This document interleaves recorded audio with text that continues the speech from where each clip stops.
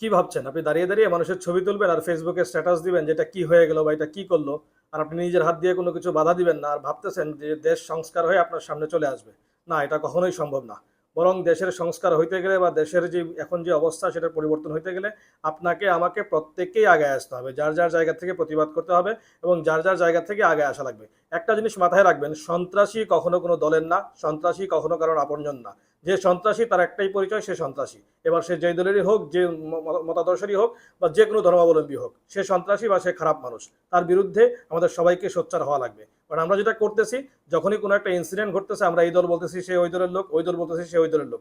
কিন্তু কিভাবে এটাকে প্রতিকার করা যাবে, কিভাবে এই জিনিসকে বাংলাদেশ থেকে দূর করা যাবে সেটার বিষয়ে কেউ কথা বলতেছি না। বরং চেষ্টা করতেছি কিভাবে অন্যের ঘাড়ে দোষটাকে চাপায়া দেওয়া যায়। আরে ভাই, অন্যের ঘাড়ে দোষ চাপায়া দেওয়ার দ্বারা এটার সমাধান হবে না। বরং সমাধান করার জন্য আমাকে আপনাকে প্রত্যেকে আগায় আসা লাগবে এবং প্রত্যেককে এটা মনে রাখা লাগবে যে আমরা মানুষ এবং আমাদেরকে মৃত্যুর পরে জবাবদিহিতা করতে হবে বা এই দুনিয়াতেও আমাদেরকে জবাবদিহিতা করতে হবে। তাই কেউই জবাবদিহিতার বাইরে না, কেউই আইনের বাইরে না। সন্ত্রাসী সে যে দলেরই হোক না কেন, সে সন্ত্রাসী, তো সেটাই তার একমাত্র পরিচয়। তাই কোনো দলের উপরে দুঃচাপায় না দিয়ে বরং আমাদের প্রত্যেকের উচিত যার যার জায়গা থেকে সোচ্চার হওয়া। Thank you.